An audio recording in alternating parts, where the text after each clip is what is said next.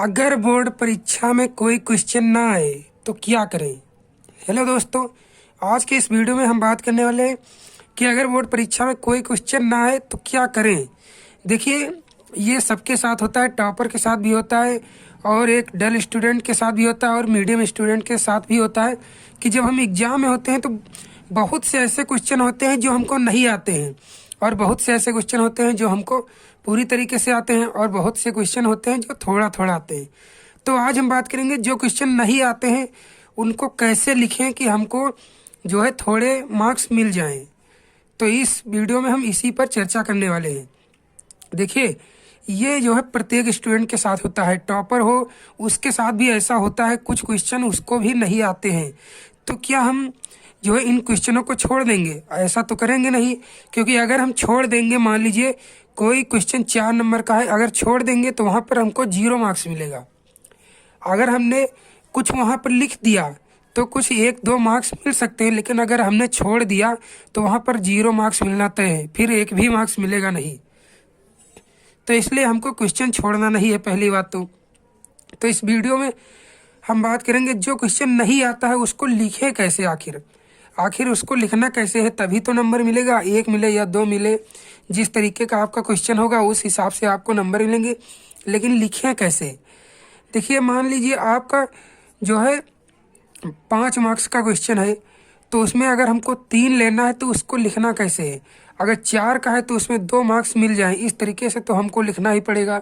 तो देखिए, टिप्स जो हम अप्लाई करने वाले हैं कि अगर जो टिप्स मैं आपको बताने जा रहा हूँ, अगर ये टिप्स आप लोग फॉलो करते हैं तो आपको आधे मार्क्स तो 100% मिल ही जाएंगे। इसमें कोई दिक्कत नहीं होगी, आधे मार्क्स मिलेंगे ज़रूर, अगर इस तरीके से आप अपना क्वेश्चन रिप्रेजेंट कर देते हैं। देखिए, अगर आप जब क्वेश्चन को देखते हैं तो उसमें कुछ तो आपको याद आता ही होगा कि हमने इसको पढ़ा है, या जो है उसको देखकर आपको कुछ हिंट मिलती होगी कि हाँ, हमने इस क्वेश्चन को पढ़ा है या देखा है, तो कुछ आपको याद आ रहा होगा। लेकिन आपको उस क्वेश्चन से रिलेटेड उस वीडियो में आपको जो है उसमें रिलेटेड लिखना है। जो क्वेश्चन आपका दिया गया है उससे रिलेटेड जो आ रहा है वो लिखें। जो है आपको क्वेश्चन से रिलेटेड जो भी आ रहा है वो आप अपने कॉपी में लिख सकते हैं। बस आपको ख्याल क्या रखना है, नीटनेस होनी चाहिए और क्लीननेस, यानी कि साफ सफाई का आपको ध्यान रखना है। बिल्कुल पूरा आपकी रिप्रेजेंटेशन बिल्कुल अच्छी होनी चाहिए कि आपने जैसे पॉइंट वाइज लिख दिया।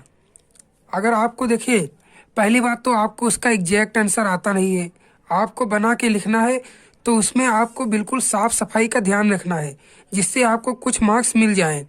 फर्स्ट बात, अगर आपको आंसर नहीं पता है मान लीजिए, और आपने गंदा लिखा, अगर आप गंदा लिखते हैं, आंसर भी नहीं पता है और उसके बाद आपने गंदा लिख दिया, तो जो है आपके मार्क्स कट हो जाएंगे। तो आपको बिल्कुल साफ लिखना है, नीटनेस का ख्याल रखना है, क्लीननेस।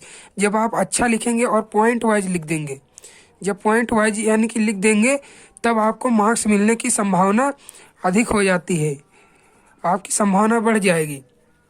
तो आपको पॉइंट वाइज लिख कर आना है जब आपको आंसर नहीं आ रहा है।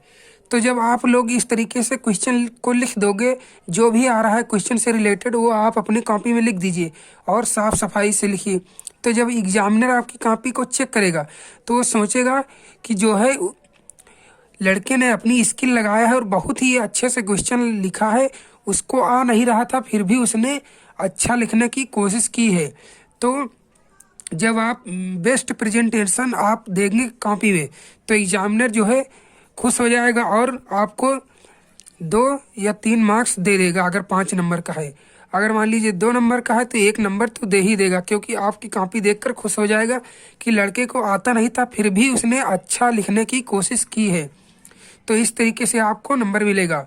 और आपको क्वेश्चन में कीवर्ड पकड़ना है। जब आप क्वेश्चन देखते हैं तो उसमें कुछ ना कुछ ऐसा कीवर्ड होता है जो आंसर से रिलेटेड होता है। देखिए, एग्जामिनर जो होता है उसको दिन भर में 100 कापियाँ कम से कम चेक करनी होती हैं, तो वो जो है जल्दी जल्दी आपकी कॉपी को चेक करता है और ध्यान नहीं देता है। अगर आपने अच्छी तरीके से लिखा है क्वेश्चन, मान लीजिए पूरा नहीं आता है लेकिन आपने अच्छा लिखा है, तो आपको वो मार्क्स देकर आगे बढ़ जाएगा। और अगर आपने गलत लिखा है, काट पीट कर दिया है तो आपको नंबर नहीं देगा। तो देखिए, आपको एग्जैक्ट आंसर तो पता नहीं है, जब आप उसमें रिलेटेड लिखेंगे तो आपको नंबर मिलेगा। लेकिन ऐसा नहीं है कि उस क्वेश्चन को छोड़ दीजिए, छोड़ कर नहीं आना है बोर्ड परीक्षा में। क्वेश्चन में कुछ भी लिख कर आना है, यानी कि क्वेश्चन से रिलेटेड ही लिखना है, बाहर का नहीं लिखना है, क्वेश्चन से रिलेटेड, तब आपको मार्क्स मिलेगा। और अगर नहीं लिखोगे तो फिर मार्क्स 0 मिल जाएगा। तो इस तरीके से ये टिप्स मैंने आपको जो बताई है, इसको फॉलो करिए। और वीडियो पसंद आए तो लाइक कीजिए, शेयर कीजिए, सब्सक्राइब जरूर कीजिए। Thank you.